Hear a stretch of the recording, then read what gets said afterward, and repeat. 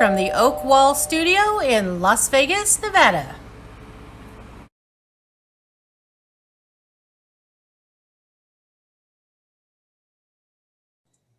Hello, this is Jesse Oakley III, and welcome to the Oak Zone, where we provide positive words of wisdom for the happy people. Now, you may see my words of wisdom from Monday through Friday, but I'd like to welcome you to the Sunday morning chat series, where I get a chance to interview a plethora of happy people that are making a big difference within their communities. And you are in for a very special treat for this morning's Sunday morning chat series episode. Have you ever thought about acting? A lot goes into acting. You have to remember the lines, you have to go into character, you have to realize that sometimes you get the roles and sometimes you don't get the roles, and you have to go through a whole lot of rigmarole when it comes to getting into the business of acting. Well, if you are interested in acting, I have the perfect guest that's here for you today. And it is none other than Jim Moniz. He is a professional actor, and he is one of my awesome friends here in the Oak Zone Happy People community. Jim, how's it going? I'm doing great, Jesse. Thank you for having me on your show. It means a lot to me. All right, all right. And without any further delay, let's chat. Let's. All right. First question I have for you is, how long have you been an actor? I dabbled in it since I was in grade school, actually, and got somewhat serious about it in, I would say, 1994. I was approaching 30 years old, and I was at Highline Community College near Seattle, and I decided on a whim just to take a drama course. And I guess I impressed my acting coach enough that one day I got a letter in the mail to audition for a local production of Hello Dolly. And it was like, how did anybody know about this? I walked up to my acting teacher and said, "Did you have anything to do with this?" And all he said was, "Just tell me how it went."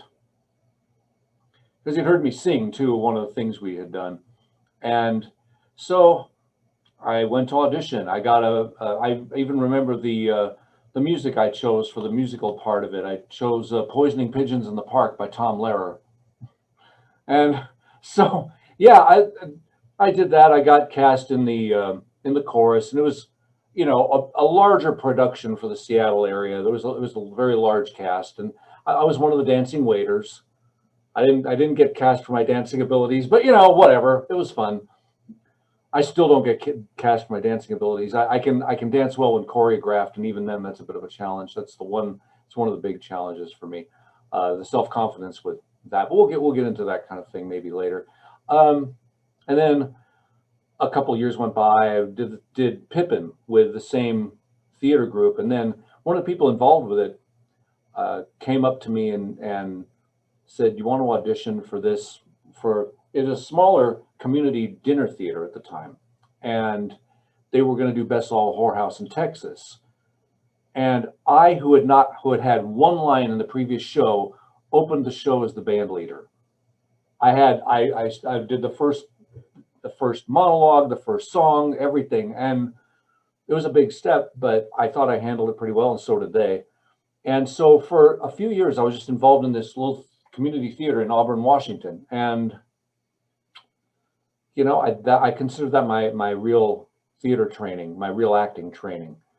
And so from that, I went on to other things, and then I decided to get a little more serious. About the same time, I moved out here with my beautiful bride, and so I came out here to be an actor, and I've accomplished quite a bit in the last 8 years since I moved here.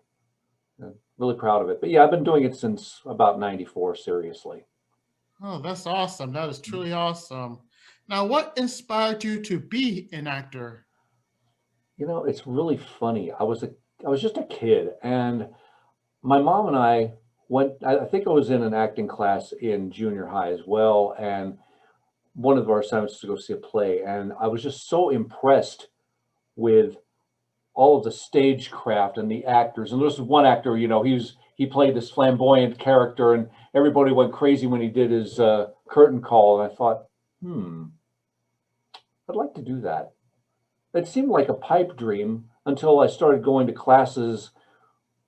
I mean, my first serious acting class was with a guy who had been on TV. It was in movies. You'd recognize him from some of the movies and TV shows he did back in the 70s and 80s. He's not active anymore, but just to see a guy who's been on national TV, TV shows like Rhoda and MASH, and he was in Oh God with George Burns, that movie that he did with John Denver. He had a sizable part in that. And so, I mean, if he can do it, I can do it. It took a while for that concept to click, though. I don't know why. But yeah, that's what inspired me, just seeing other people doing it and being successful at it. That's pretty much it on that, yeah. Oh, good. Very good. Yeah. Now, what were some of the challenges that you faced in becoming an actor? Well, some of it is that you have that thought that you need to be in New York City or Hollywood, one of the bigger cities. And I have found that, first of all, it's very competitive. I'm not saying I couldn't get a role there, but it's just things have changed so much in my personal life that I don't see me doing that in the very near future, although I'm open to it. More of the challenge these days with COVID and the lockdowns and everything else, I had a couple of really great shows lined up, and one of them's been postponed indefinitely, and one has just been outright canceled. Everything that I've auditioned for, I haven't gotten the role, and everything I'm auditioning for now is supposed to be a stage performance in front of people, but now we're just videoing them. I'm showing my age. Videoing them for broadcast, for live streaming. And so that's a different aspect of things. We might be live streaming the one play that has been postponed if this continues much longer. Plus the challenge of living in Las Vegas. I've been very fortunate to do Jesus Christ Superstar at the Tropicana. I've done a stint with Marriage Can Be Murder, which is, if you're an actor living in Las Vegas, if you have a chance to work with Jane and Eric Post, do it. They're amazing. And if you don't, go see the show anyway. It's on Fremont. I think they moved it over to Hennessy's from the D, because the D closed down their theater. So they moved over to Hennessy's, just a block away. And they're great. They're not only great people, but they're good actors. There's a lot of sleazy people in the theater community and the showbiz community here in Vegas, and they don't fit that mold at all. Done a year with Evil Dead the Musical, which was a great experience. Cirque Michaels and working with all these amazing, extremely talented people. So I've been blessed in that regard, but there's not that much opportunity right now. It's just it's going to take a while for us to bounce back from this. We will. I mean, not to get gruesome, but if we survive everything else we've survived, including October's shooting at the Mandalay Bay, we're gonna be fine. I mean, this is going to be a real blow. It's going to take a while to recover. So that's the real thing. I'm just finding other creative outlets like my radio show and what have you instead. All right. Now, what were some of the opportunities in your acting career? I think I just gave away the whole farm there, but I've appeared since moving here. I have had an opportunity to not only do those shows I mentioned, but to do a great deal of community theater. I've worked with this great playwright named Matt Martello. He is brilliant. I've done several shows with him. Big opportunity was to be in a film acting class, very different discipline, film acting and stage acting, because on stage, you're making these gestures, you're doing all this. When you are on film, everything's in your face. All of your expression, you have to stand perfectly still, because if I make a gesture like this, all of a sudden I'm off camera.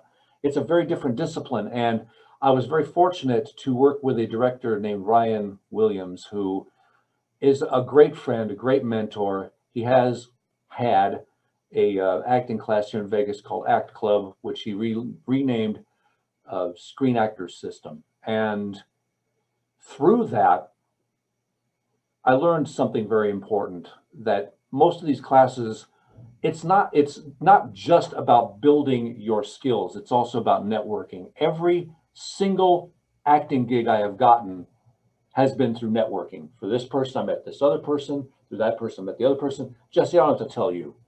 Networking is the key to everything. My wife is the networker. I've learned from her a lot. And so, yeah, that's been great. I've done rock videos. I've done commercials, voiceovers, all kinds of things.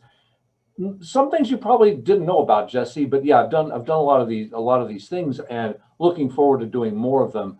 It's just right now we're kind of in a holding pattern with a lot of stuff. I've also been doing some screenwriting. I have a friend who just proposed that I work on a screenplay with him. And I don't want to talk too much about it because that's been my downfall. Something happens, I'm like, oh, great. Hey, everybody, I'm going to do this. And then it doesn't happen. Things happen. I had a friend of mine who was really great guy. We're still friends. We still do projects together, but he had this amazing script. And then I agreed to do it. And then he made a few minor changes. I thought, well, yeah, it's okay. I'll go along with that. Then he just brought somebody in who said, I'll pay you $10,000 if you'll water down the script, basically remove all these elements that she found offensive. And it's like, he never got the money, but the final version of it was something so completely removed from what I had agreed to do. We amicably agreed to go on our separate ways on that project. That kind of thing happens a lot too. It does happen. Oh yeah, it happens in all the creative arts. It does. It's not just acting. It happens in business too. You know, you have plans, and then suddenly something happens, COVID, and that kind of thing. Yeah. Everything's just different now. So, yeah. Exactly. Now, if you met somebody that wants to get in the business that you're in, what would you tell that person? I would say, spend as much time as possible watching movies, going to plays, read scripts. The more, it's just like a good writer reads a lot, a good actor watches a lot of acting. And watch it, if it's a movie, watch it once just to enjoy it, and then break it down the second time. Go and just say, okay, what was the director's idea, the writer's idea? Well, why did the actor do what they're doing? Analyze it, even write it down if you want to. It gets easier. You might not have to do that after a while, but I'd say just analyze actors you really admire, read their autobiographies, read their biographies. That's huge. You get to learn a lot from people. I know Dustin Hoffman. No, it's Al Pacino. Al Pacino actually has a master class on video that you can buy or attend. I mean, do that if you can. There's a lot of opportunities, but that's the main thing. If that's how you want to, that's the best way to learn, is just to observe other people doing what you want to do and then pattern yourself after them. Good, very good. Now, how can anyone get their start by being an actor, besides what you just mentioned? What you would want to do, if you are in a small community, you're blessed. Okay. Audition, audition, audition. It's like doing a job interview. It's really no different. You're just, because let's face it, when you do a job interview, you have some set ideas in your mind of what you're going to say. The stereotypical, what are you going to be doing in 5 years, yada, yada, that kind of thing. It's a little more difficult to do an audition because you have lines you need to memorize or read from a script. And just be prepared for whatever they throw at you. They may suggest something to you during the audition that's going to have you thinking you must be out of your mind, but do it anyway. Toss it out there. You may find an angle on something that you didn't think you had before, and every time you audition, you get better at it. It's like anything else. So audition. If you're in a big town like this, still audition. Make friends with actors. We're a crazy bunch, but we love each other. So that's important. It also helps to have a wife who supports you. she's a performer in her own right. She's pretty amazing. I believe you are going to be talking to her at some point too. So we'll let that happen. We'll let that go where it is. But Melanie is amazing. It's in other words, it's good to have a partner in life who supports your passions.